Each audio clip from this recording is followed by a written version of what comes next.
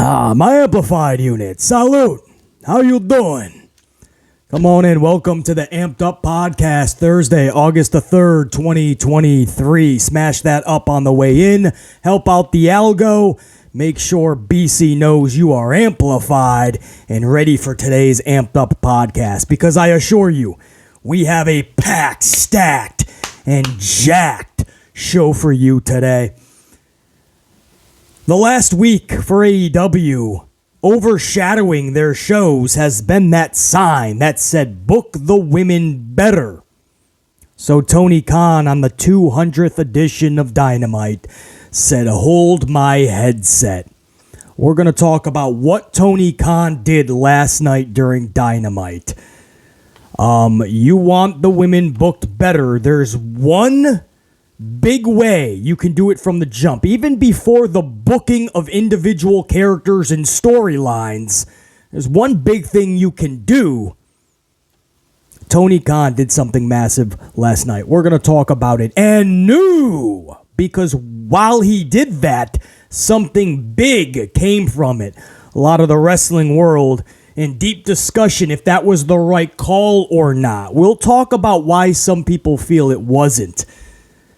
The whole situation, we're going to talk about it. We'll run down what Tony Khan produced last night for the 200th edition of Dynamite. An ECW legend and WWE Hall of Famer debuted over there in AEW, and he's getting a championship match, actually. We'll talk all about it coming up in this podcast. We're also going to talk internal panic in WWE over a recent NXT debut at the Great American Bash. And the debut went off the rails so badly that we're getting told WWE is in a panic to call a straight audible on the entire presentation of this individual. A little too late, brah. This should have been thought about beforehand. We'll talk about it in this podcast. A superstar gets taken off of SummerSlam. She is now breaking her silence, sort of, a little passive-aggressive, maybe a little bit of a shot showing her anger from getting taken off the card. But we'll talk about this individual's post and if she has reason to be upset. Many of us believe yes, but she has broken her silence. We'll talk about that. Roman Reigns supposedly threw shade at The Rock is the big headline. But when reading the comments, it's nothing but facts. More than it is shade to The Rock and everybody else that he named off. It's nothing but facts. And that's the problem. What are we talking about? BC will discuss it all in today's Amped Up Podcast. And the bigger problem WWE has with keeping that title on him for as long as they did and beating the lineup that Roman has beaten, they have actually backed themselves into a corner and dug their own hole. We'll talk all about it. We're going to go over the NXT review, JR9's NXT report and review for this week. We'll talk about NXT's rating when we get to JR9's report. All the super chat, super thankses. A banger bomb, not a mini banger bomb this time. Yesterday's podcast produced a banger bomb from a gold member in the unit. So we're going to definitely go over that as well. Much love and appreciation to my entire amplified unit, from the red team to the gold team. Activate those gold cards, channel members. In fact, for my entire amplified unit, to show that appreciation, a little bit of a channel update in this podcast as well. Something that I really would like to do this weekend. I kind of have some confirmation on that. So, as I said, we have a packed show coming up. There's only one thing left to do. Again, if you haven't already, smash the up. Otherwise, there's two things. Smash that up. Let BC know you're amplified. I'm going to get a swig of my Starbucks vanilla latte. Then we're going to come back and we're going to get amplified on all these subjects and probably a lot more, because that's what we do. Salute. Let's rock this bitch.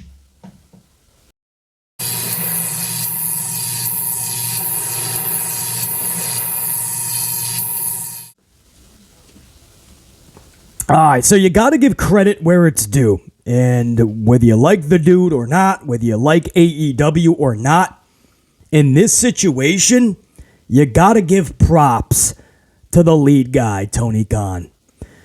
Because these are the rare instances in professional wrestling where the promoter actually listens to the fans. Right? We say that all the time. If only WWE did that more. Doesn't matter if you think a Vincent Kennedy McMahon is leading the ship more than anybody, or a Schnoz McGee, Petty Paul Levesque McMahon. It doesn't matter. You just wish they listened more. Right? WrestleMania Night 2, Cody Rhodes. Read the room. Read the room when deciding who's going to win that championship. LA Knight being super over since February. Going on 7 months now. Super over. In the latest report, they're just trying to find the right time to insert his push. After Mania, after Night of Champions, after Money in the Bank, after SummerSlam, after the holidays, after WrestleMania 40. It's a never-ending process. He'll win the Slim Jim Battle Royal, and then they're going to try to think of something for him. Read the room. Just look at what the fans are doing and saying and how they're reacting. LA Knight's push should have been months ago. You don't got to move things around that drastically. It's not like this company plans ahead, 2 steps ahead of them. Tell me Santos Escobar versus Austin Theory was their plan for 7 months. You couldn't change Santos versus Austin. Come on, stop it. Damian Priest needed a briefcase. That's what you were planning for 7 months? Stop it. Is the reaction Damian is getting now any better than Damian's reactions before? No. Read the room. Listen to the fans. You can trash Vince all you want. Since I've had this channel, we've had to rip Vince McMahon apart for justified reasons because the product went backwards, sadly, way too far. So the channel was created to try to make WWE great again, make professional wrestling great again. So we had no choice but to rip Vince McMahon's product apart. But what he did, whether you like it or not, he listened to the fans with the big decisions like the Yes Movement and Daniel Bryan winning WrestleMania 30's big championship title match. There was no way Daniel Bryan doesn't walk out with that title. That has to happen. You got to listen to the fans, even as stubborn as you are, even as defiant as you are, and you don't want to do it, you got to listen. Stone Cold Steve Austin. You fought it for a little bit, and then you got to realize there's money to be made, and it's more fun for everybody. Just go with what the crowd wants. Stone Cold. The Rock is not working as Rocky Maivia. Just change the dude heel status. Took a minute, but he turned into The Rock. Listen. We never steer you wrong. It's always in the best interest of the company for all of us. And ever since Petty Paul has more control, not full, but more control and more power, we're getting these weird decisions where the fans are not having any big moments. Asuka's big moment at Mania? No, we'll do it a month later on a Saturday afternoon in Saudi Arabia. Less eyeballs, less of a reaction, less of a stage. Awesome. Cody Rhodes. You want the big moment at WrestleMania 39, right? Lightning in a bottle. The crowd is electric. Everybody at home waiting for it. It's the timing. The timing is perfect for Roman to drop the title. He's going on vacation. After that, it's a family implosion storyline for who's the tribal chief of the family, more overshadowing the championship.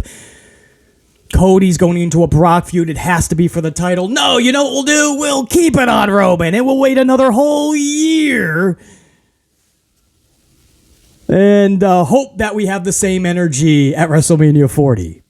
And then what? Is he really going to still give it to Cody? Come on. By then, the match will probably change. If they can get The Rock, you're getting Rock and Roman. You ain't getting Cody and Roman. If Cody's momentum starts to fade away and LA Knights booms and they have no choice, maybe you do see LA Knights. So now you're taking from one to add to another. Poor Cody gets screwed anyway. You don't get the moment with Cody. You don't get the moment with Asuka. Money in the Bank, LA Knight. You don't get that moment. You'll get Damian Priest because we're happy with his work with Bad Bunny. And we need to somehow get him over in Judgment Day. He's the only member that doesn't get a big reaction. We're going to strap a briefcase on him. Sorry if you like LA Knight. We'll put him in the Slim Jim Battle Royal. No, you don't get the LA Knight moment. You get no big moments with Petty Paul Levesque McMahon. You get nothing. At least with Vince, he knew you got to give the big moments at the right time. At least he knew that, right? Once in a blue moon, if they're in Canada or something, then the hero drops. Okay. Hulk Hogan, he's got to go over Andre at 3. You just know that. Shawn Michaels has to win the championship over Bret Hart at Mania 12. Stone Cold's got to go over Shawn Michaels at 14, and so on. Listen to your audience. It's a lost art in pro wrestling, and that's why people say, hey, the company will be better with Schnoz when he's in complete control. Well, in different ways, yes. People will have their names.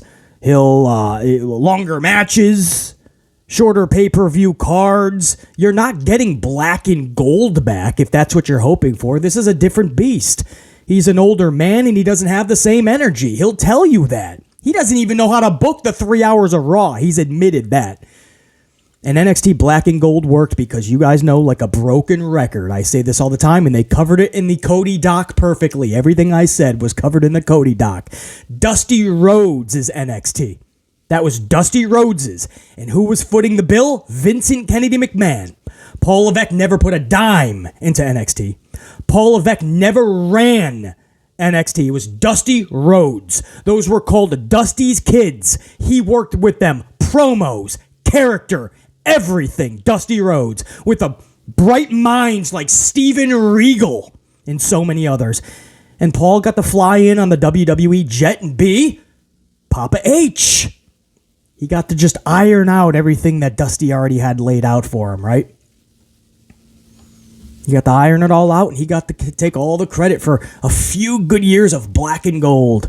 Why Dusty and Steven Regal, they all sit in the background and they collect the scraps of the applause and the admiration.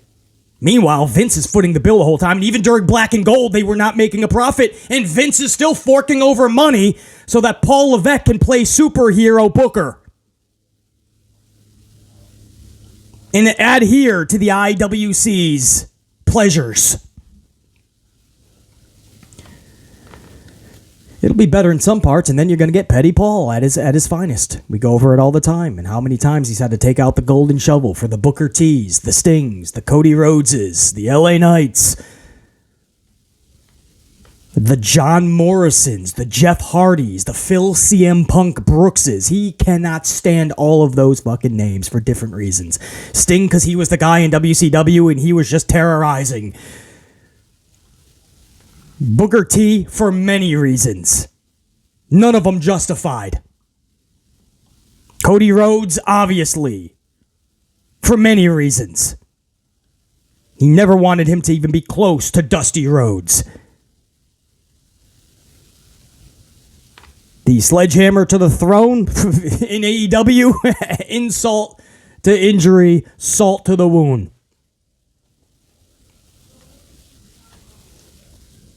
John Morrison, Jeff Hardy, and CM Punk, those are just the opposite of Paul Levesque. So he could not stand them, and there's been many, many documented incidents where he has went out of his way to tell Vince McMahon not to book them or block their booking. Many, many instances where that's happened.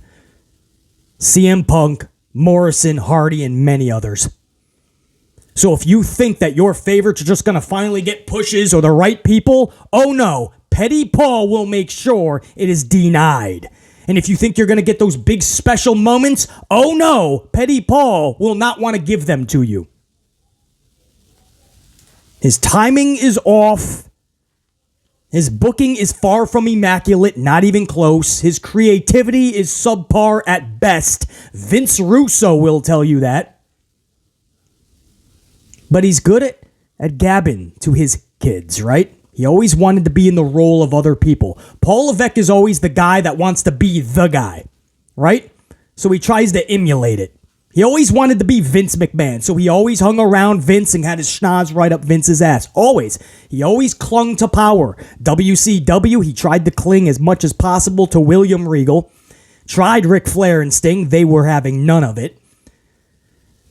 Got to WWE, didn't drink, didn't do anything, but what did he do? He clung to the clique. Well, he could have hung out with Bret Hart and everybody if he wanted to absorb the business. No, he went to the clique because he knew the clique was always in Vince's office. The second he got into a storyline with Stephanie McMahon, boop, he made sure he married her. While he was dating Chyna, how fucked up. Kicked Chyna to the curb. Chyna was never the same. Stephanie McMahon now is married to Paul Levesque, and now he's got a job for life. He's set, right? Always clung to power, always wanted to be Vince McMahon. He got his ass whooped by Tony Khan in AEW, and what did Petty Paul do? He started to do everything Tony Khan did. The mini pay-per-views on the actual Wednesday night shows that Tony Khan was doing, themed pay-per-views, like Fight for the Fall and things like that, on a Dynamite. And then all of a sudden you start to see themed pay-per-views on NXT, but he still got his ass whooped and kicked to Tuesday nights. Tony Khan comes up with media scrums after pay-per-views. What does Petty Paul do? Let's have media scrums. Let's act like we're a real sporting team or league. Well, Tony Khan did that. And then he goes out of his way to bash Tony Khan in AEW. They're a secondary promotion, he just said on the Cody Rhodes doc. Secondary, by definition, means lesser than. That's the actual words. He knew what he was doing when he called them a secondary promotion. Cody had to leave that secondary promotion to win the real world championship. Come on. There was no reason for that with that project, the Cody doc, because you knew that was going to overtake the headlines. Why would you do that to Cody, and why throw an unnecessary dig? You called it a pissant t-shirt company, and that t-shirt company ended up not being such a pissant because it beat you off of Wednesday nights. You call it a secondary promotion that beat your developmental program, congratulations, and then laughed at it. When asked, how do you feel about AEW beating you? That's what he said. Congratulations, you beat our developmental program. And he gave that Petty Paul smirk laugh. Now all of a sudden it's a college program to the NFL. NXT is the college and WWE main roster is the NFL. It's not so much these days, is it? How often you see NFL players going back to college football? When did you see Michael Jordan leave the Bulls to go back to North Carolina University? You didn't see it, you don't see it. But all of a sudden, all these guys that made the pros, the main roster, they're going back to college? No, but it was the right answer in the time because that's what Paul Levesque does. He'll give you what you want to hear. So all of Dusty's kids, he wanted them to look at him as Papa H. And when they're being booked wrong or you're losing your job, he's going to give you a hoorah speech and know that he's in your corner. So everybody goes on and says, well, man, I loved working with H, man. He always knew what to say. He always had a mind for the business. His mind for the business was Dusty Rhodes, Steven Regal, and many others. And then he came to you and told you what you were going to do. Cut the shit. Cut the shit. Far too often, these promoters, they just don't want to do what's best for business because they're too stubborn and too defiant to listen to the fan base. What happened last night, all right, that's a whole setup to what happened last night. All of last week, you just see this sign that says, book women better.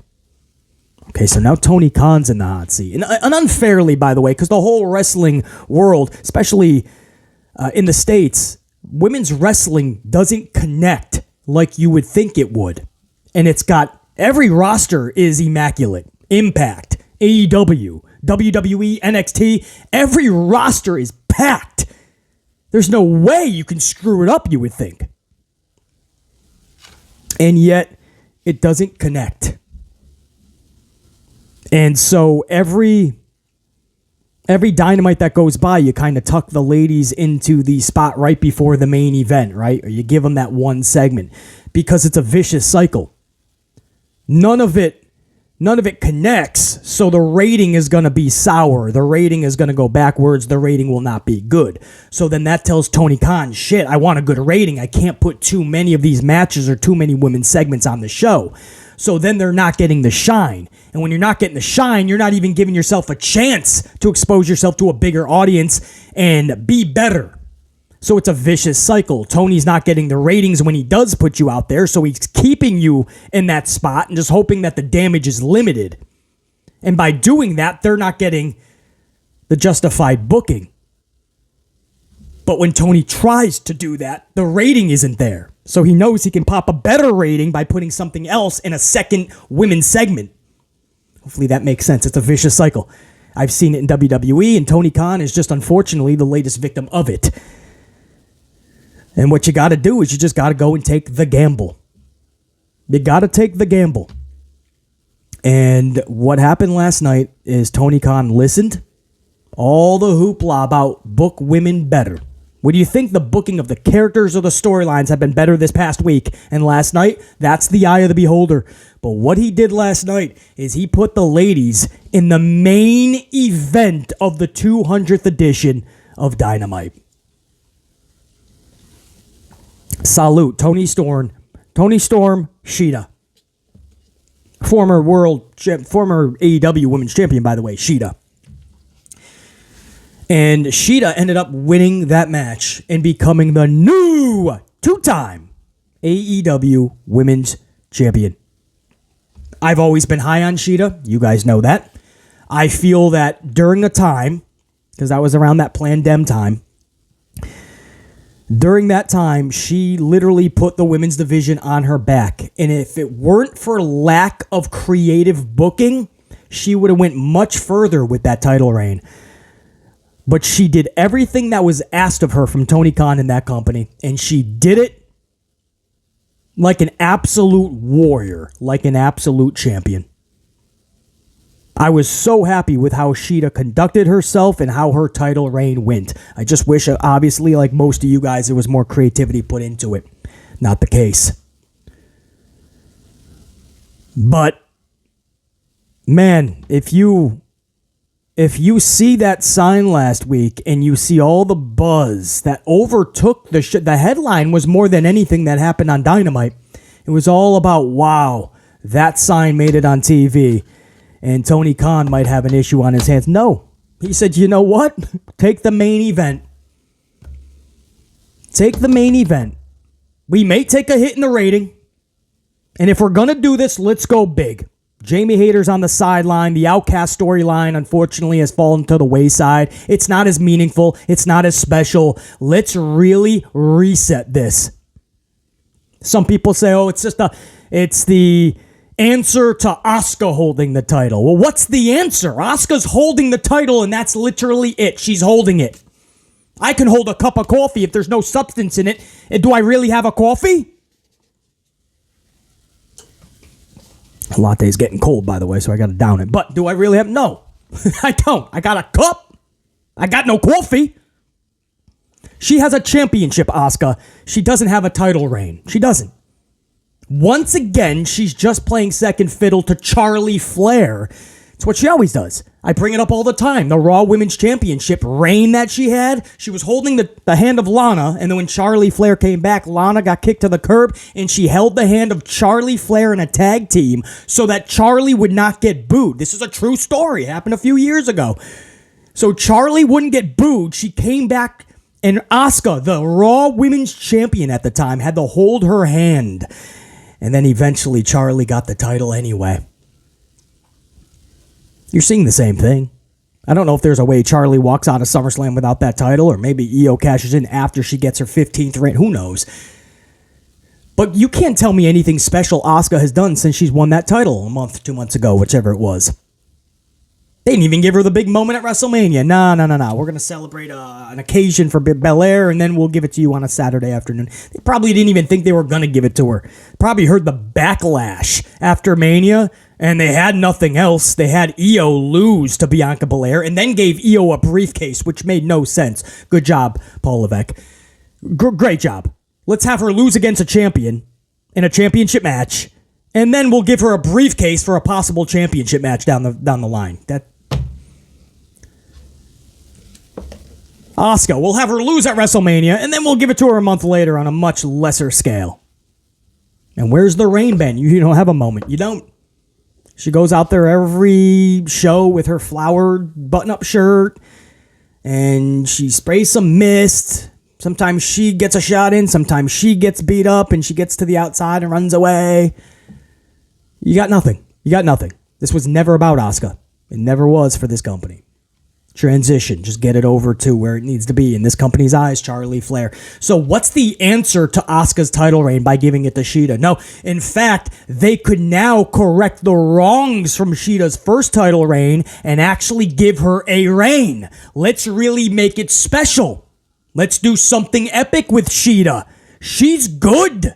Really good. You can have a lot of great matchups with Shida, and she can tell stories. We've seen it. Now you just got to get creative. You done the deed. You done did the deed. You put him in the main event. You had a huge title reign or title change, new title reign to end your 200th show. Major headline. What do you do now?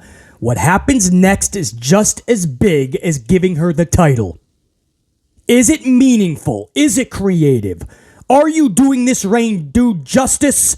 Or is it absolutely ass backwards? You might as well never have given it to her. Everything that happens next, just as big as the title victory. For those that saying Tony shouldn't have lost it, guys, when Jamie Hayter went out, it went off the rails. The Outcast thing, it's off the rails now. They're secondary. It's not big. It's not meaningful. They had something going. Was it an epic story? Not even close. But they had something, a little bit of momentum. It went off the rails through no fault of anybody. So if Tony Khan wants to press a hard reset here, and Shida is your choice in the main event of the 200th edition of Dynamite, I don't know how you can really complain until we see it, how it plays out. But I hope this is the beginning of truly booking the women better in AEW. This is at least Tony Khan listening and not being afraid to take the bold chance and take the risk to put him in that main event spot. It's not the first time the ladies have been in the main event. I get it. And you got the headline matches like Lights Out, Rosa and Britt Baker. I get it. But to have a straight match with Toni Storm versus Shida, it's still ballsy. It's a wild risk. When you're trying to pull in that rating 4 weeks away from all, not even, less than, from All In and All Out. These ratings are massive right now. You need to pull 1 million plus. That's not a magic number because it sounds good. Oh, 1 million. No, you have to. You have a massive month and you really want to go into the holidays with utmost momentum. Because sports are going to come back. The holidays are going to take viewers away. You're going to want the best product imaginable for as many eyeballs to view it as can possibly be. These ratings matter. To do what he did last night, put those ladies in the main event, it's a risk. And we're hoping that the reward is there. But what he's telling you is even if the ratings do fall back because of that main event, he was willing to do it and he believes in the ladies. Now, the trick is, do you keep with it? Too many times they end up seeing the next morning the ratings went backwards and they put them right back into the same old death spot. That sleeper spot. The concession stand spot. The bathroom break spot. And they only get one segment of show because the ratings showed you it didn't work, that risk. No, it might go backwards. You have to stay consistent. You have to give your audience a reason to care about these ladies. And it's not going to happen if the company itself doesn't show you they care about them. If the audience doesn't see the company cares, the audience isn't going to give a shit. Oh, they give them one match every 2 hours. They put them right before the main event, the bathroom break spot, the concession break spot. Nah, why should we care about Shida and Toni Storm? No, give them a reason. Next week, I'm not saying you got to put them in the main event. Now you give them 2 big matches and a big backstage segment. And those 2 matches set up some story with it. And I'm not talking about some subpar, forgettable story 16 minutes later. I'm talking about a story that you not just remember, but you can get invested into. Let's get, not amplified, we're already amplified. Let's get creative. Let's have fun with this. It's pro wrestling, man. That's what made the Attitude Era so much fun. The creativity, the writing, everything was fun. They had fun. Vince Russo and Ed Ferreira, the head writers, they would watch Jerry Springer and have a ball writing the show. Fun. Now it's like a chore. You have 612 writers, more writers than ever before. Most of them are from Hollywood. And it's like a chore. And everything you see on the screen, there's no storylines. What are we doing? If you take away the bloodline in WWE, we're still stuck with nothing. You can pick apart Bray Wyatt all you want, but Bray Wyatt and LA Knight going into Royal Rumble at least captivated BC because it was something outside the box and something you can get invested into a little bit. And I'm talking just a little bit of creativity. Is it so much to ask? A little bit of creativity. I'm not saying it's the most immaculate decision for most fans, especially AEW fans. I get it. Okay, Shida takes it from Toni Storm. You got All In and All Out. 2 big pay-per-views coming up. And on the 200 Dynamite, the title changes hands. Toni loses it. That's doing Toni Storm dirty. And Shida's already had a reign, and it didn't totally work. And I understand, guys. It's not like you don't hear all that. I get it. But this is bigger than all that, man. This was a massive moment that needed to happen, or else it was going to get out of control with the whole women's division in AEW. It was already off the rails. This was Tony Khan saying, I'm listening and I am willing to do the work and be better. If he could just get the creativity to back up these main event ladies matches, we got something brewing. Yes, I like Shida. So it's a little bit of bias there. I'm happy about the decision. If you don't care for Shida, then okay, you're not totally happy with it. Maybe you didn't like the match at all. Maybe you feel it should not have been in the main event. But it's bigger than that, man. And at the bare minimum, I hope you guys can at least give Tony Khan the credit on that, right? Because just like Vince McMahon and just like Paul Levesque, we have to rip Tony Khan apart at times as well for these shows and lack of creativity. But there's times you got to give credit where it's due. And Tony Khan at least deserves that. He listened, and he put those ladies in the main event with a massive moment for Shida. Gotta have some respect for that. BC definitely does. That was really good to see, man. If only the other company can just listen to fans more. Listen, man. We're trying to help. A better women's division in AEW, just like we say for WWE, is better for everybody. A scenario with your championship that makes sense is better for everybody, and that includes the talent. Cody Rhodes coming out of Mania with the title is not just something that fans wanted. Oh, we didn't get our way. No. Look how you booked him. Brock attacks him the next night. Why would he do that? Because Cody now has the title, and Brock couldn't go after Roman anymore. That was the stipulation in their last match. And you have a summer-long feud now on that. Roman's going home for 2 months. You don't keep the title on somebody going on vacation for 2 months or staying home. When he came back, he only had 2 straight tag matches, and now he's having a family implosion storyline where the Red Tribal Lay is more important than the title. So nothing Roman has done calls for him to have that title. Everything Cody has done calls for him to have the title. I sound like a broken record. I got to say it a million more times. Right? We want it to make sense. If you just listened, if you just read the room, you would know Roman's title reign had to end at Mania. Which brings us into our next conversation. Listen to this. Okay, this is a quote from Roman Reigns when asked if The Rock or anybody can take the title from Roman. Salute unit. BC is amped up, man. Coffee number 5, and it's my vanilla latte, man. We always get a little extra amplified on the lattes. Roman Reigns was asked, can anybody beat you? What about The Rock? This is what he says. This is a quote from Roman Reigns. I don't see it. That's what this whole last year has been about. People coming from all over. Brock Lesnar, John Cena. They come from Hollywood. They come from other sports. You got Logan Paul. It doesn't matter anymore. I'm head and shoulders above everyone. It's not even funny anymore. And he's right. Everybody took that and they just said, oh, shots fired over at The Rock. Shades of The Rock. I'm not seeing that as a headline or the story here. I'm seeing nothing but facts, and that's the problem. When he says, it doesn't even matter anymore. His words, Roman Reigns, it doesn't even matter anymore. I'm head and shoulders above everyone. It's not even funny anymore.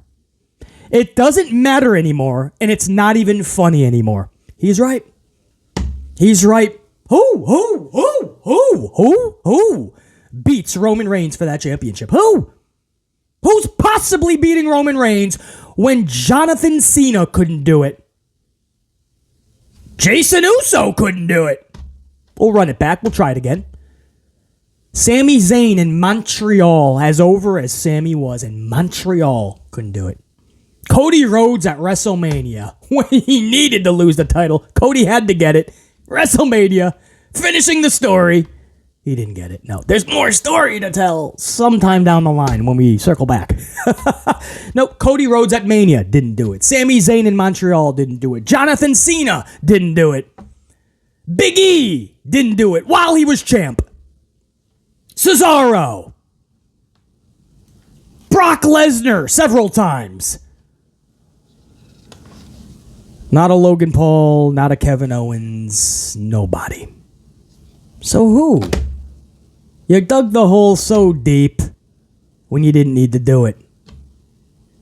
You backed yourself into a corner so deeply you didn't have to do it. You were in the corner, just turn around at that point. Don't keep going in to that corner. No, that's what they did. This company put this into a situation it didn't need to be in. After the Cody Rhodes thing, you start to say, wow, what do you even do? Who can possibly realistically beat him now? Jey Uso? On his second attempt, now he beats him at SummerSlam, and that's supposed to eclipse the Sami Zayn Montreal moment? That's going to eclipse Cody Rhodes at Mania and that atmosphere lightning white hot? That's going to eclipse it? We'll get the big pop and the, oh wow, Roman lost it, Jay's champ, and then you're going to think, oh, Jey Uso's the Usos, the tag team guy. The Usos are my favorite tag team. That's not shade. I love Jay and Jimmy. My favorite tag team. Told you a million times. Them and the Briscoe brothers, Jay and Mark. And now, unfortunately, I only get to see one team still do their thing. But Jey Uso is going to eclipse everybody else, from John Cena to Cody Rhodes and everybody in between? No. Solo Sikoa? No. LA Knight, who's my boy right now. I've been advocating for this dude to get a major push for 7 months now, and he's still not getting it. He's in a Slim Jim Battle Royal.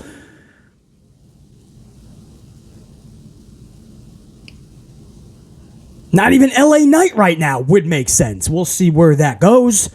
The Rock coming back at 50-something years old. You call Roman Reigns a part-time. What the fuck is The Rock in his 50s? And now The Rock comes back. The Rock's the one to take it. What does that say about the Sammys and the Codys and the Biggies and the Cesaros and the Owenses and everybody else? You don't even know how this realistically can play out now. Because none of those moments are going to be higher than Montreal or WrestleMania 39. That's the sad part. They went so long with this that they backed themselves into a corner that they can't get out of. The hole is so deep they can't get out of it. The waters are so muddied. The lines are so blurred.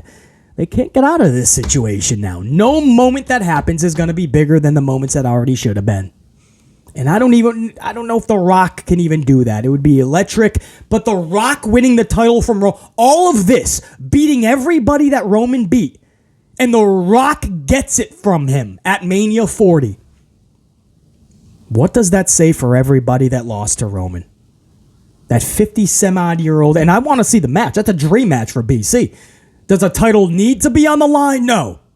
And if he did win it, I would sure as heck think that he would show up on Monday Night Raw and relinquish it, say this was more for the family than anything. And this, it would be a disservice and a disrespect to this business that I love to carry this when I know I have other obligations. And everybody knows he's this big movie star. He's got other obligations. And it's not fair to hold that title hostage like Roman was doing. That's the only way Rock could win that, and then he has to relinquish the next night. And then Roman goes on a tear afterwards to get it back. Maybe he even takes out Rock, sends him back to Hollywood, but storyline-wise, writes him out of WWE. So Roman lost the title, but he demolishes, annihilates The Rock out of WWE. There's so many creative scenarios that BC has when The Rock comes back to do this. But if all this was just to give The Rock the championship, I can't tell you that's the right answer anymore. I can't. Who possibly takes this, you know? And we've asked this question. And the wrestling world just comes up with names like Detroit, Jey Uso's got to be the one. What?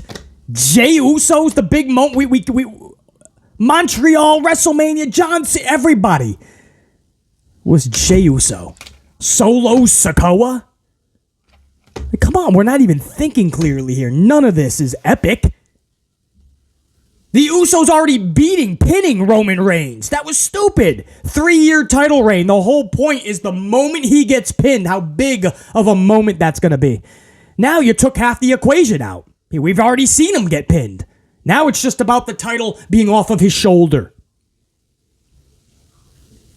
So a lot of people are you guys are going to hear about it. The headline, Roman throws shade at The Rock. No, that's not what I got from this. Roman's telling the truth. His words, it doesn't even matter anymore. It's not even funny anymore. I'm that much head and shoulders above everyone else. He's right. It doesn't matter. It's not fun anymore. He's right. He's right. Because now it's just not going to make sense. We'll get the pop, right? Whoever beats him, it'll be like a whoa moment. They'll get a big pop. We respect Jay. Even Solo would get a massive pop.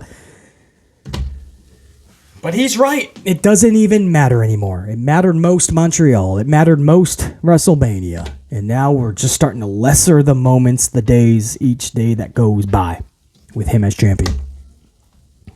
And I was an advocate the whole 3 years, remember, of a long title reign. I was cool with him beating everybody. You guys remember, most of it anyway. I was cool with it. You just got to read the room, right? Get the temperature of the room and know when it's time. We all knew going into Mania, it was just time. Not just for Cody to get a title, for Roman. It was time for Roman to drop the title. And we knew he was going on vacation anyway. And they were going to end the bloodline, or at least split them up. So everything Roman was going to do after Mania, including the 2-month vacation, we knew Roman didn't need a title, nor should he have it. So even for Roman, he needed to drop the title, not just for Cody getting it and for Brock's feud and for everything to make sense afterwards. Instead, they audible because Paul Levesque McMahon said, and I quote, the timing is everything, and sometimes we make the right decision, and sometimes we make the wrong decision. That was his quote. You know, we'll find out in time if this was right or wrong, but sometimes you get it right, sometimes you get it wrong. He literally said that at the media scrum after Cody Rhodes lost and was laying down next to a rubber chicken with no championship. Instead of laying down with the championship, he's laying down with a rubber chicken. Good job. Sometimes we get it right, sometimes we get it wrong. Oh, Paul. Oh, Petty Paul. You get it wrong more than you get it right, brother. At least on the main roster, that's just how it is. So you have Roman Reigns just telling it like it is. It's not even fun anymore. It's not funny anymore. It doesn't matter anymore. He's kind of getting to that. It's getting to that point, isn't it? Jey Uso should not be walking out of Detroit with the title. He might. Could you imagine if Cody Rhodes didn't get it at Mania and Sami Zayn didn't get it in Montreal, but Jey Uso gets it in Detroit?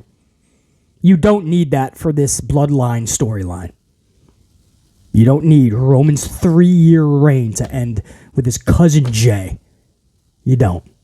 And that's coming from a massive Uso, my favorite tag team in the business. So for me to say that, you don't think I would be the happiest to see Jay with a title? It just doesn't make sense. It doesn't eclipse anything beforehand. And you gotta believe, you gotta hope there's better than that. We're hoping it's fun. We're hoping the story is great. We're all going to tune in for SummerSlam, hope for the best, and want the best. Interesting. Speaking of SummerSlam, Becky Lynch. Let me down this, man. It's getting cold. There's only a sip left. Becky Lynch taken off of SummerSlam. Becky Lynch versus Trish Stratus. This was a match that was months in the making. You knew the culminating moment would be at SummerSlam. And it got taken off. And they saw that Canada was coming up in a couple weeks. So they said, hey, well, Trish is from Canada. Let's do let's do this match in Canada. That's the consolation prize of a months-long feud to do it in Canada. And they also took Rhea Ripley and Raquel Rodriguez. The ever-so-smiling Raquel and Rhea Ripley off of SummerSlam. 2 ladies matches, and they inserted a Slim Jim Battle Royal. And we don't even know if that's going to be on the main show or a pre-show kickoff. But 2 big ladies matches taken off. Trish Stratus says, I'm tired of this shit, in quotes. And she just has like a photo or something of her and Becky. And we don't know if she means like, I'm just tired of, storyline-wise, I'm tired of Becky Lynch in general. Or I'm just tired of being like pulled in every direction and not knowing exactly when we're going on. Who knows? But she just said, I'm tired of this shit. That's not like Trish Stratus, even when she's trying to sell a story. Becky Lynch Becky Lynch came out and showed a bunch of photos from a photo shoot. She said in a caption, "This was the photo shoot I did for SummerSlam, ... Like, in other words, so much for that. And it's an interesting wording, right? SummerSlam hasn't happened yet. This is the photo shoot I did for SummerSlam. This is it. Here it is, guys. This is the photo shoot for SummerSlam, because SummerSlam hasn't happened yet. This is the first time we're seeing these photos. This is the photo shoot. For her to say this was the photo shoot I did for SummerSlam, ... It's almost like saying, well, here it is. I had big expectations, big plans. I was excited. Here's the photo shoot, and I'm not even going to be on the card. She's taking photos around cars, right? Because it's Detroit Motor City.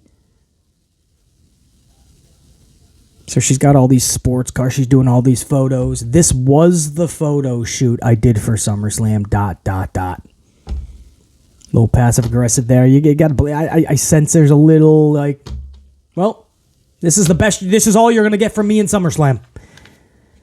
And if that's sheer frustration in any way, passive aggressively or any which way, she has every right to be frustrated.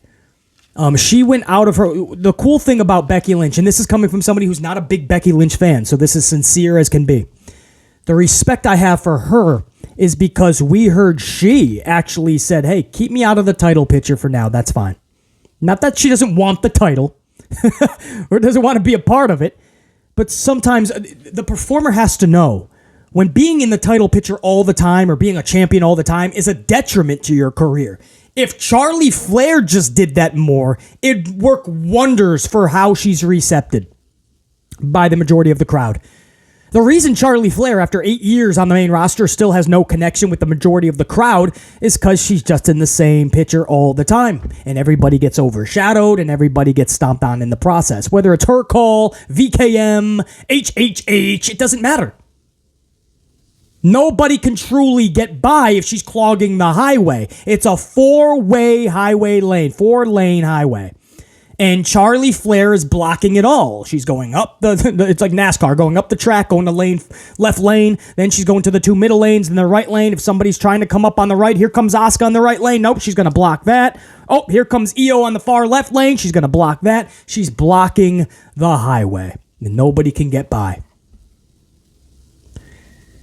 And Becky Lynch saw that and said, you know what? People are starting to get a little tired of me just being in the same scenario. What if I just do a storyline that has nothing to do with the title? And I told you guys, time and time again, you don't need a title or to be in a title match or title situation to have a good storyline. One of my favorite wrestlers of all time, the Big Boss Man, he rarely, if ever, was in a title match. IC, mid-card, or world, or tag team. Big Boss Man, for the majority of his WWE career, was nowhere near those titles, not even sniffing them. And he was always involved in storylines that, man, were so much fun. Nails, the ex-convict. Mountie, the authority from Canada, while he's the authority in the States. Cobb County, Georgia, correctional facility. Come on, man. Big Boss Man's got the Big Show on top of a casket, driving it through a cemetery. I mean, I just remember all this wild shit with the Big Boss Man, him and the Authority. They're putting the Undertaker up in the, or was it Stephanie McMahon? Who knows? But Big Boss Man just was involved in so many awesome stuff. And he never was sniffing championships. So Becky Lynch, man, she decided a big bulk of this year to just do something that had nothing to do with that. The time she had the title was with Lita, the tag team titles, but it wasn't any of the singular titles. And I don't even think that was the original plan. And they lost them not that long after she got those tag titles with Lita. And then it was majority of a feud with Trish. I respect that when a performer is willing to take a step back and let everybody else go for the bigger prizes because they bet on themselves. And they say, hey, we can put together a storyline that's meaningful and people want to see. Now, some people trash Trish and Becky Lynch's whole arc. I didn't mind it at all. I thought Trish Stratus did really good heel work. I think Becky Lynch, especially this past Monday with the amplification in her words, I like it. Could it have been better? Of course. More substance? No doubt. but not one of the worst things on Monday nights, not by a landslide, not by a long shot. So to take them off of SummerSlam, yeah, man, she has every reason to be pissed. Becky Lynch went out of her way to let others go ahead of her. Took the story that they gave, did the best she could, and then gets told you're going to be off the second biggest event of the calendar year. We're going to put you in Canada in 2 weeks, where she's probably going to get booed because it's Canada. You never know, you know what I mean? So Becky's supposed to be the face this whole time for the payoff, and the culminating moment is her getting booed. This was the photo shoot I did for SummerSlam, ... That's what she has to say about SummerSlam. Sad situation. Also, with WWE, this is more toward the NXT brand. Gable Steveson. Panic in WWE and talk of having to totally, like ASAP, do a total repackage on Gable Steveson. A little too late. What are you going to do, man? He's entrenched in something with Baron Corbin. The presentation he has, how much different can you go now?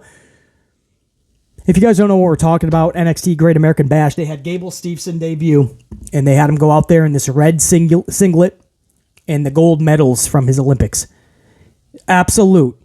I mean, you say bootleg, you say dollar store version, Dollar General version, you can come up with any saying you want, version of Kurt Angle. It was sad. The audience immediately, there in attendance, started chanting, "You ain't Angle, you aren't Angle." They started booing Gable Steveson. They started cheering Baron Corbin. You know it's bad when Baron Corbin is getting a reaction, period, let alone cheered. And when the match was over, which, by the way, was only a few minutes with no clear-cut finish, there was no winner. Double DQ, double count out, match thrown out, one of those type of finishes. And then they just brawled while the crowd chanted loudly, "Bullshit, bullshit." It was one of the worst debuts you possibly could have drawn up or even imagined for Gable Steveson, who they had such high hopes for. So yeah, I do believe, and it's from reputable people, that they're in a panic mode right now of what to do next with Gable. But what are you going to how do you repackage? He doesn't have the it factor right now. If he has it, we're going to find out sooner rather than later, right? Sometimes somebody has the it factor, but it takes a while for it to come out of them. Rocky Maivia, we knew it was in him, we just weren't seeing it. We knew we had to see a different side. The Rock showed you it was immaculate, right? Roman Reigns, we knew for years there was something more in this dude. But being shoved down our throats as the face that VKM wanted him to be, it wasn't working. Once he turned into this tribal chief, whoa, it started to get fun. Ratings will show you that. And a million other cases you can come to where somebody has the it factor, just takes a while. Now, if Gable has it, we'll find out maybe, because it's one of those things where you're going to find out instantly or it takes a while. For Gable, we certainly did not see that it factor instantly. And sadly, I don't know if it's in him. The microphone, he doesn't captivate at all. There's nothing special about him when he's got a microphone in front of him. Nothing. That's bad. Right? Kurt Angle, you give him a microphone for 37 minutes. No match, no wrestling, a 37-minute Kurt Angle promo, and you were going to be captivated. He could make you laugh. He could get serious. He could put a storyline on his back. Didn't matter if it was Stone Cold Steve Austin or Scotty 2 Hotty. Didn't matter if it was Mick Foley or Bob Sparkplug Holly. Al Snow or the Blue Meanie. It didn't matter who he was in there with. Kurt Angle was going to captivate you. Gable Steveson doesn't have that it factor. Not from the jump, and we don't know if that's even in him. That charisma, that personality, I'm not seeing any of it in Gable Steveson. It's almost like it's not almost, they're trying to attract all these real athletes with this NIL program. You see it with the Cavender twins and so many others. They're trying to get all these gymnasts and people that didn't make it in football. They're trying to get real athletes. That's great. The problem is a lot of them don't have personality or charisma. 99.99% of pro wrestling, like a Clorox wipe, is personality and charisma. I say it all the time. It's why we loved people like Ultimate Warrior growing up, who some say is one of the worst actual pound-for-pound skilled, talent-wise wrestlers ever. But he captivated you. The music alone, him running around the ring was better than most matches we saw because it captivated you. You felt something. Emotion. They were a character. They had charisma and personality. Hulk Hogan can go out there and throw some punches, a big boot, a clothesline, a body slam, and a leg drop. Call it a day, and everybody went home happy. Stone Cold to this day can go in there, do a Lou Thez and a Stone Cold Stunner, we're happy. Undertaker can wrestle the next 10 years at WrestleMania, we'd be happy. Chokeslam, Tombstone, we're happy. It doesn't matter if you can put on 7-star clangers and bangers, it doesn't matter. So you're getting these amateur wrestlers that can wrestle amateurly. Okay. You just saw what happens when you do that. That was your debut for Gable Steveson. Yeah, they're in a panic mode, but what are you gonna reset so vividly? What's gonna change? Is he gonna go out there in jeans and cowboy boots with Brock's cowboy hat? Is he gonna go out there in Tatanka's garment? Is he gonna go out there with Rick Martel's arrogance spray?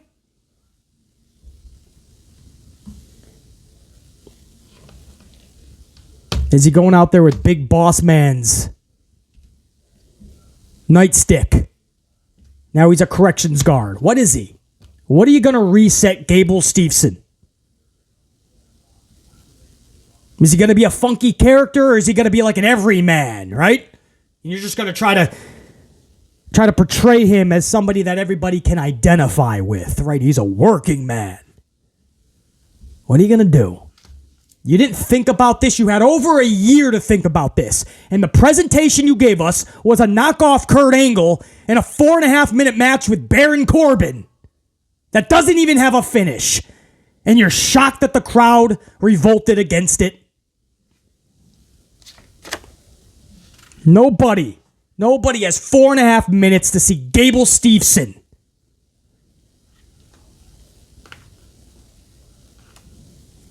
Now, we gotta wind this down, man. This is going toward an hour already.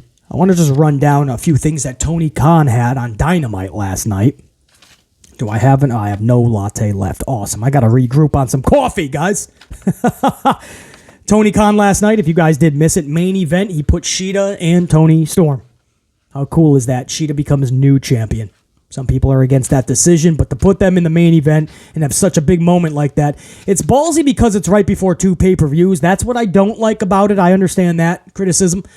You got All In, you got All Out, man, a women's championship. Do justice a little bit more for Tony Storm, but that was such a big moment for Tony Khan.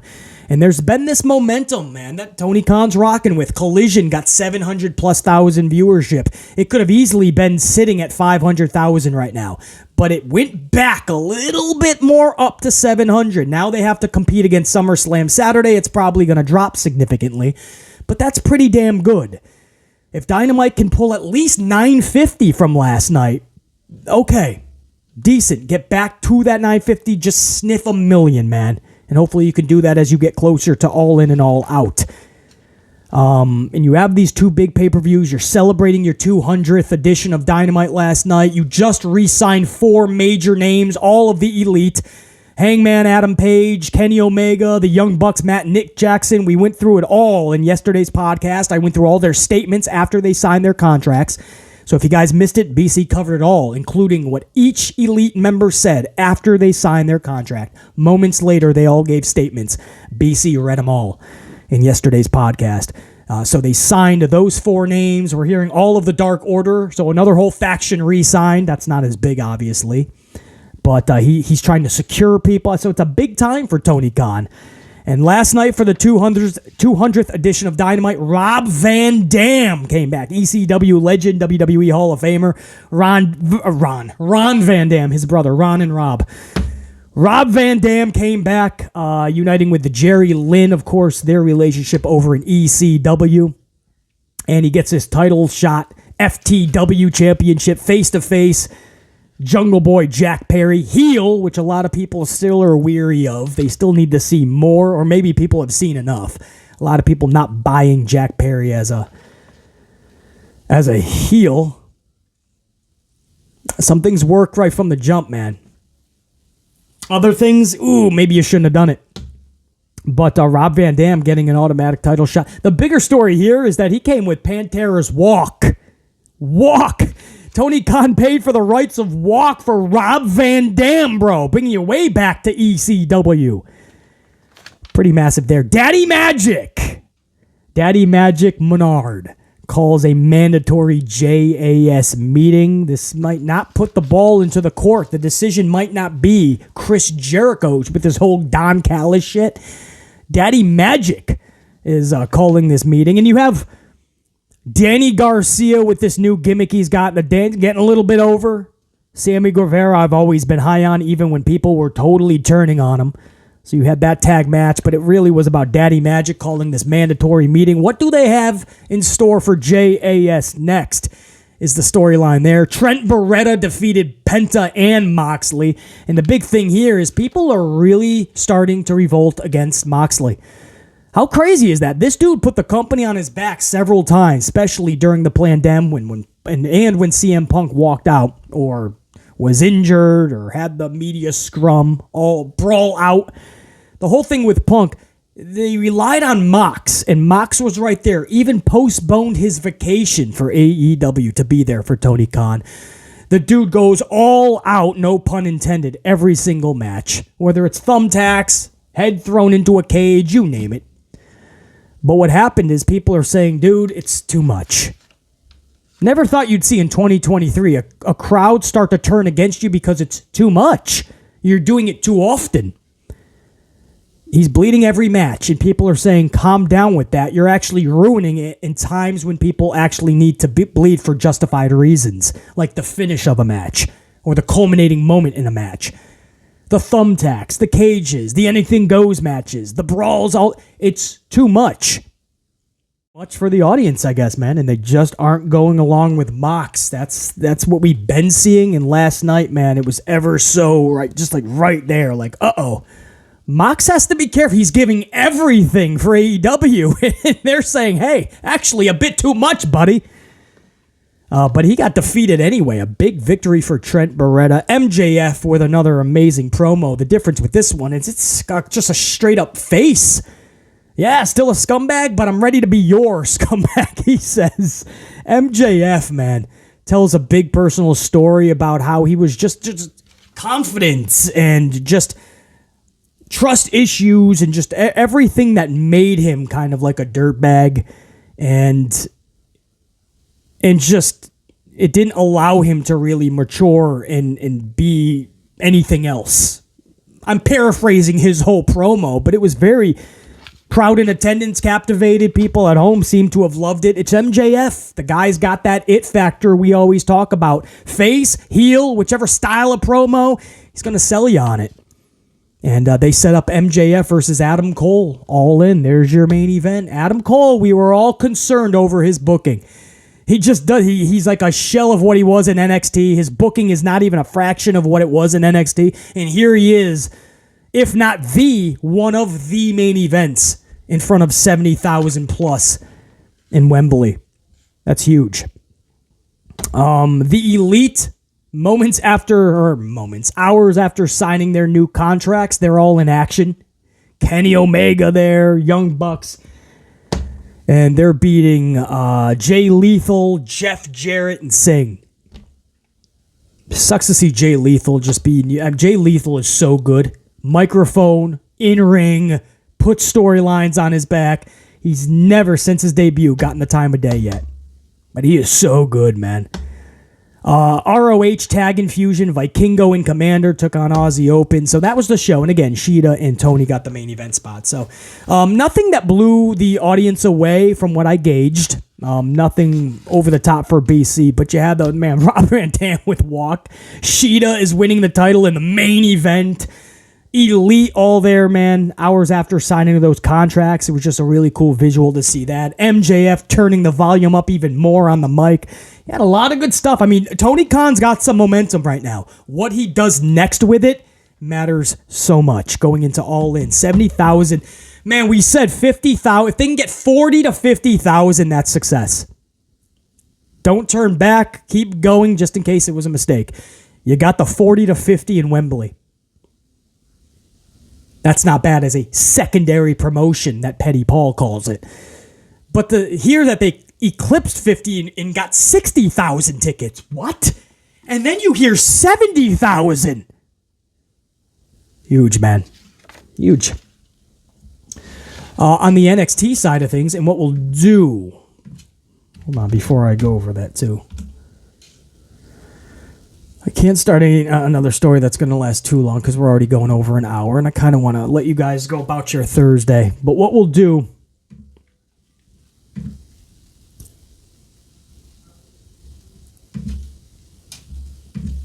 Yes. So... I'll do the super thanks super chats now because then I want to go into JR9's review, which we go over during this segment. And there was also a banger bomb that I want to get to. Huge $50 banger bomb. So I want to go over that now, and then we'll go over JR9's NXT, how we saw NXT play out this week. BC actually caught some of NXT, so it's going to be interesting to see how JR9 saw it. My right-hand man on the channel, very in tune to everything NXT. So I look forward to his reviews every week. And I always read it for the first time on air with you guys. So sometimes I pause a little bit. Sometimes I give my input during paragraphs. But I always kind of bounce back my feelings on it because it's the first time that I'm hearing about it. This week I actually saw some of it. So that should be interesting. First and foremost, Big Nang, 2-spot, super thanks, super chat coffee. Big Nang, I'd give you a proper salute if I had more latte left from the fine folks at Starbucks. But I don't. I have to regroup. But Big Nang with that 2-spot. I love this. Basically, I got to do it in the voice because that's how Big Nang does it. Basically, Logan is facing struggle and adversity. Just give it time, basically. LOL. I know. And what Big Nang is talking about is we've been talking about Ricochet versus Logan Paul. Who should win this match? Who? Because both need a W, obviously. So Big Nang talking, or all of us were talking about who actually needs to win this more. It's very close. Ricochet could really use this W, but Logan can't lose. He just lost against Roman, Sethington, Money in the Bank, Royal Rumble. You name it. This whole year he's just lost. Dating back to November. Now he can't beat Ricochet? So some people are saying, no, he's got to lose, and I like that. BC's got to face struggle and adversity, man. That's the new thing in 2023. They can't win. They have to face more struggle and adversity. We make fun of that in this channel because before WrestleMania, BC never heard that so often. Going into Mania, something weird happened, and a portion of fans started to say Cody needs struggle and adversity. What? Did you see the Cody doc? His whole career has been struggle and adversity.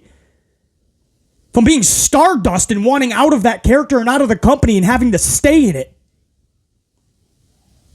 To the point he was bringing whiskey backstage after his matches and sitting in Gorilla or whiskey, vodka, who the fuck knows, tequila, and drinking it because he didn't even care. He said he was trying to get fired almost. Comes back, he gets his pec torn off the bone and has a Hell in a Cell match with it. No, we need a little bit more. We need to see him get beat up by Brock throughout the summer, basically. Then we can have him beat Roman. It's so stupid. Big Nang. I love it. Anytime we're making fun of struggle and adversity, I'm there for it. Big Nang, salute. Also, hold on, let me get, and I got to get that over on the big screen. Hold on, guys. I lost the big screen here. I'm not doing another edit here. Too much business to do today. All right, here we go. All right, I'm back on it. Jimmy Fingers 19, 5-spot coffee. Super thanks. Super chat yesterday's podcast. Jimmy Fingers 19. Gold team. I don't get to see Jimmy Fingers 19 up in here too often. Always good to see your name pop up. Jimmy Fingers 19. I am still here, BC. Just laying in the weeds. I like that, Vince McMahon. In the weeds. Amplifying my way through some hard times with my 53-year-old man strength. Just a quick shout out to you in the Amplified unit. I may not be active, but I am watching. I am listening, BC. Jimmy Fingers 19, much love and respect, dude. I appreciate you. And I totally get it, dude. You don't gotta comment on every podcast or anything like that. We know you're rocking out. Life happens. And there's a lot more important thing than professional wrestling or listening to BC's podcast. I totally get it. So never apologize for that. And you ain't got to tell me, man. I know you'll pop up every now and again. It's always good to see you, Jimmy Fingers 19. Keep rocking out. 53 more years plus to you, bro. And Carlos Ray as well. At somewhere up in the comments, I believe I saw Carlos Ray. I don't get to see him too often anymore. He's rocking out as well.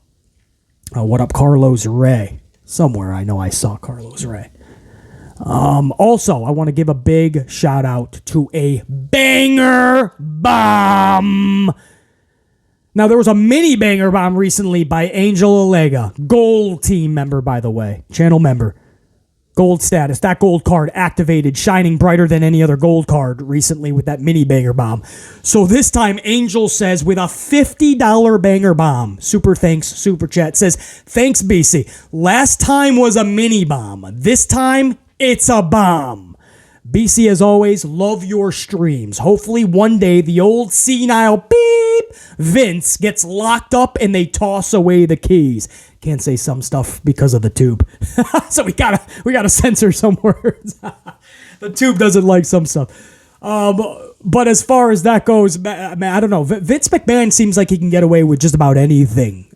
He's got the right lawyers and he's got a lot of them in money talks, you know. But man, it just seems never ending with Vinnie Mac. For sure. Angel Alega, I appreciate it, man. Whether it's a mini banger bomb or a full-out banger bomb, gold status alone is what I appreciate. That just shows the highest level of support to the channel and respect over to BC and all of the amplified units. So that gold card after your name means the most. The fact that you throw all of these coffees at the channel afterwards, which is never needed, it is always appreciated. Angel Alega, man, when that popped up yesterday, I was like, what the is that Angel Alega again? That ain't no mini banger bomb, that's a banger bomb. Angel, I wish I had another sip, man, but on my next coffee, just know, salute over to you, bro. Many coffees to come. You guys just rock out, dude. You know, I put up that podcast recently, was an hour and a half plus, and yesterday's might have been an hour, 20 minutes-ish. You know, to know that you guys are enjoying them, that matters more than anything. And all these, man, as I go through all the gold cards I'm seeing after your names, knowing you guys are channel members, and you earned your gold cards, I love seeing all this gold up in this chat as I go over to JR9's 10th edition of JR9's Amplified NXT Roundup. And that was off of a 2-spot super thanks super chat coffee. JR9 Gaming, salute, man. As always, you know that. Right-hand man on the channel. Looking forward to this. My first time reading this. This is the NXT review conducted by JR9. The result which started the show was so horrible, it made me turn off the show after 15 minutes so I could get in a better mindset to review the rest of it fairly a few hours later. Damn! See, I didn't see the jump of the show. First wrestling show since Mania 37 when Orton beat The Fiend have I ever turned the show off live due to a result. A note on Cora last night. She said she was leaving. I saw that. That was backstage. And she went up to the locker room and told everyone she got her bags, got her stuff, and shit, she's out. I was thinking maybe Braun is going soon, and maybe WWE is having Cora travel with her. Of course, Cora Jade is with Braun Breaker IRL. They're a couple. Maybe I should just read your shit first. Hold on. She was leaving, so that may signal a call-up for her. Yeah, that's exactly what I was thinking, Jer9, when she was packing up her shit and telling everybody I'm out of here. Not sure that is the decision to make with the state of the ladies division on the main roster. Yeah, they're way too early. Braun Breaker himself is one thing, and I don't know if that's going to dilute if they connect her with Braun from the jump. Like, for instance, Karrion Kross and Scarlett Bordeaux, that works. Braun Breaker does not need Cora Jade or anything to do with her. So this may just be one of those things where they just are going to keep the couple together, but Cora will do her own thing. The problem is, as high as we are on Cora, a lot of us, BC is, I like Cora Jade. A little bit of AJ Lee in there. But she has a lot of work still to do. Man, I hope this is just not rushed, because that's what it seems. The positives from last night, says JR9. Roxy had a great video package showcasing her weekend for Great American Bash, having her family talk about her and showcasing how much her family means to her. Such a good way to make her even more relatable to people. Fits her character perfectly. I really enjoyed it. So glad Roxy shines even without the title. Unfortunately, I did not see that part. Damn. That sounds really good. Trick told Mello he has to be his own man now. So glad Mello and Trick aren't together now. At least as much as it will help both of them stand out on their own. I saw that part, JR9. So if I can take a moment and talk about that. They were backstage, guys. And they were sitting down, Mello and Trick Williams. And Trick had like a heart-to-heart with Mello. And he said, this is not, it's a paraphrase, but almost a quote. This is not a breakup. These are his actual words, actually. It's much less of a paraphrase, much more of a quote. This is not a breakup. I just have to be my own man now. I have to slay my own dragon. I thought he just meant Dragunov, but you could tell he means just pave his own path. And one of the best parts of that face-to-face, true heart-to-heart between the two is he says, I didn't start this to be a sidekick. And Mello goes, that's not how I look at you. And he cuts him off. Trick cuts him off and says, I know you don't. I know you don't. They do. So it's the first time you really see Trick Williams as less of a cheerleader and somebody who cares about his legacy. I thought that was brilliant on Tuesday night, and I'm so glad that I actually caught that live. JR9, yes, that definitely belongs in the positive. Dragunov had a great vignette to end the show. Very sinister feel to it, and I missed that, damn it.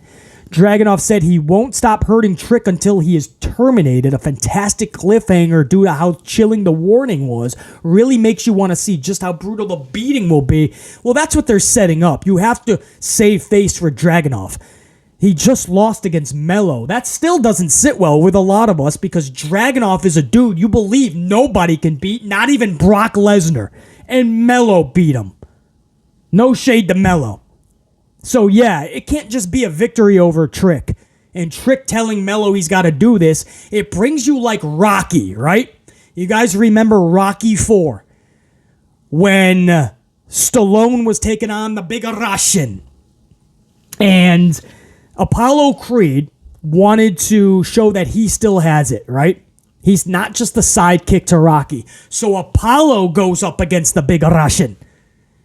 And Apollo ends up getting beaten so bad, Apollo was no more. And Rocky then knew, oh, now Rocky's got to step up now more than ever. Right? This reminds me of that. Like Trick is playing the role of Apollo. I can slay that beast, that big Russian. No, Trick. No, you can't. Dragunov is too much of a beast. Yeah, very well done. I wish I did see that because the whole thing is well done starting with Trick and what he told Mello. So hearing that could be massive. Negatives. Right to the negatives. Oof, and there's a lot of negatives. Tony D and Stax won a 6-man versus Gallus with a mystery partner. It ended up being Santos. I saw the entrance of Santos, and I had to flip back over to my Yankees, I believe. I think I had to switch back to the Yankees with the time that I had. Because I was like, come on, Santos Escobar? Nope. No thanks.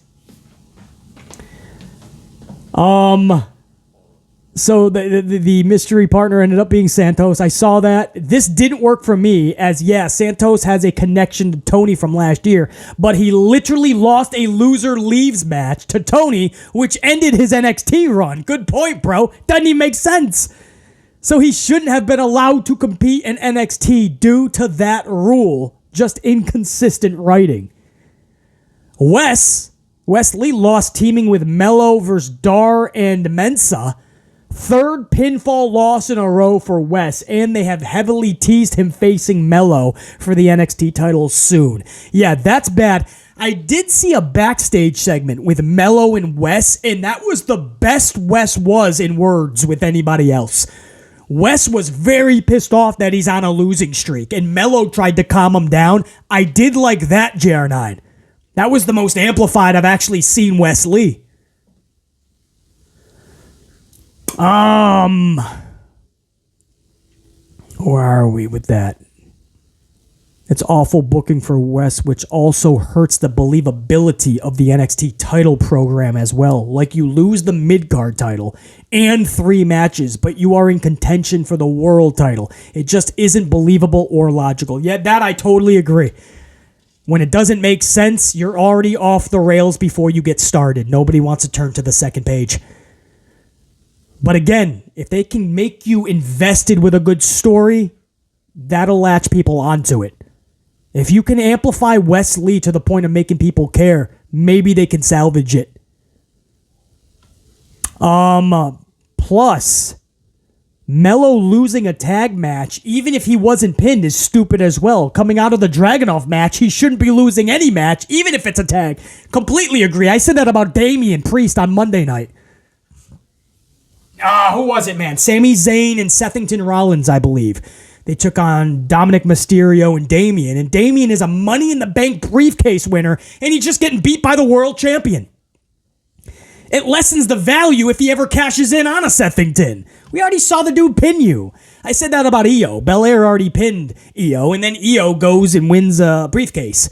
Now, Belair doesn't have the title anymore, but why have Io lose the title match and then give her a briefcase for a future title match?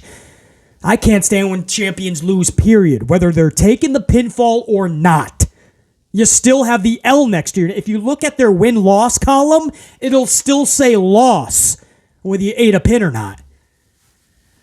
Completely agree with that, man. I can't stand that type of booking. Dragon Lee versus Dominic Mysterio for the title was announced for next week with Ray in Dragon's corner. Now, I'm fine with the Dragon dethroning Dom, as Dom shouldn't have it in the first place. But if he does, it renders Dom's reign even more pointless. HBK should have just had Dragon beat Wes for it. Yeah, that's too... You're using common sense and logic now, JR9. I saw that part as well. And I like how Rhea goes, oh, look, Dom, it's Rey Mysterio Jr. That popped, BC. And then Rey Mysterio showed up on the Tron, and that got a big pop from that NXT crowd. It's in Orlando. They usually go. The crowd you see in NXT, they usually go to every show.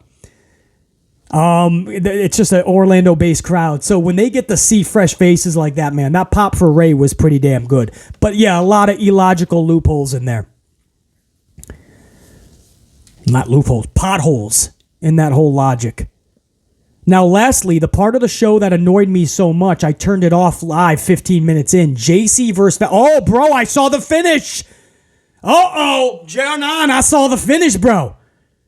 I'll let you say it first. Hold on.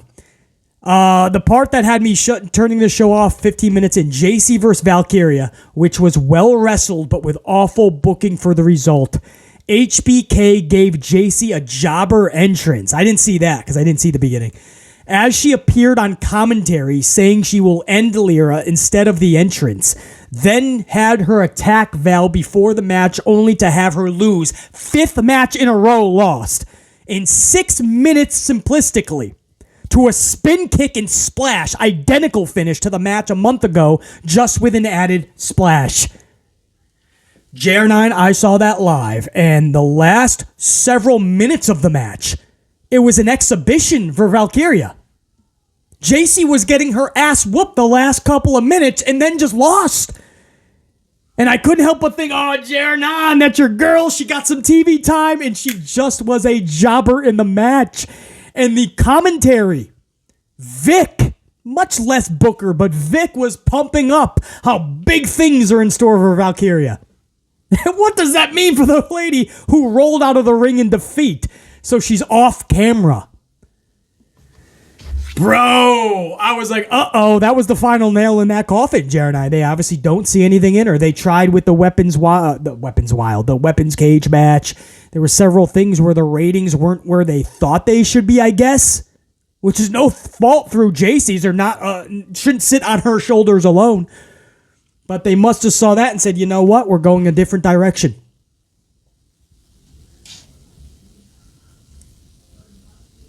He then also had her do a childish temper tantrum for social media outside in the parking lot. That I did not see. Absolutely disgusting booking, which completely crushed my mood at that point. Felt very deflated to the point I couldn't even watch the rest of the show live.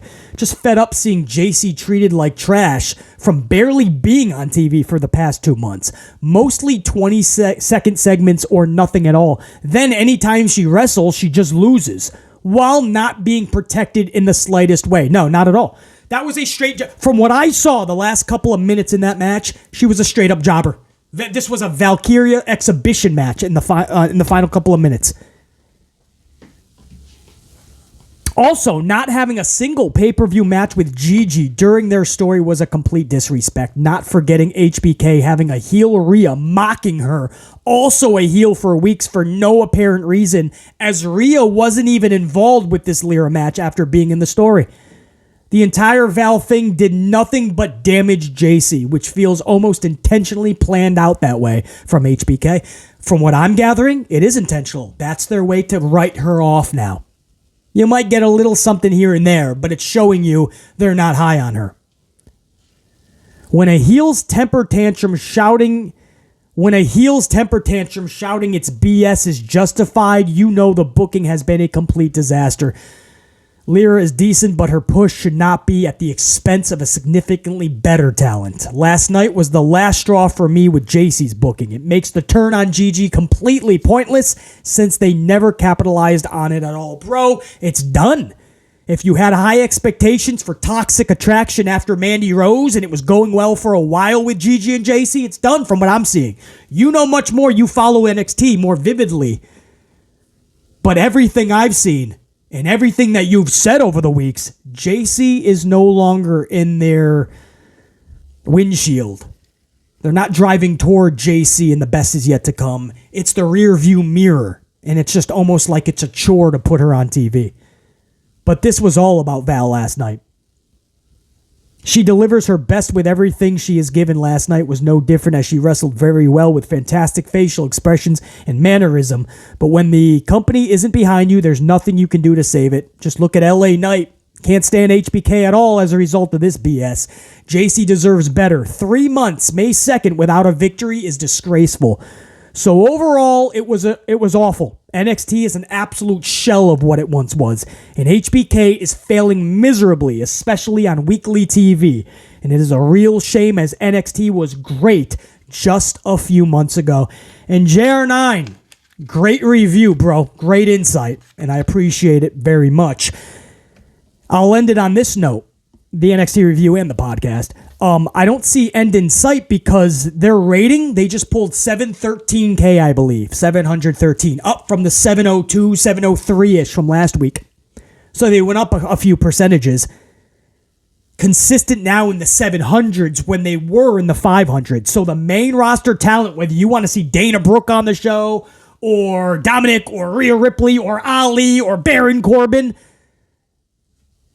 the rating has drastically went up and stayed there for the most part. That could tell them that this new formula works. With the new TV rights deal coming up, your NXT you once loved may remain a shell of what it once was. Because this looks to be the new normal. Because that rating was once again pretty decent.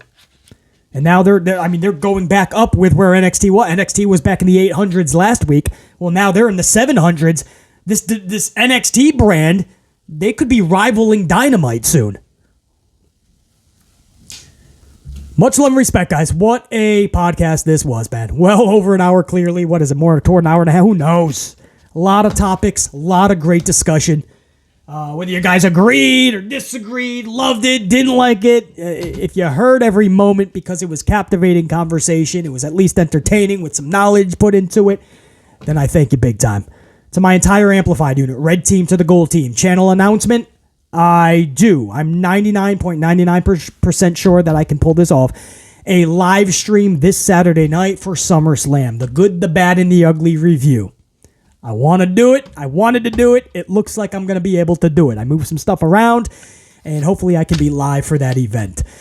It might only be the chat. Everybody's going to be able to tune in, listen in. My entire unit. But my gold team, my channel members, it might be members only live chat.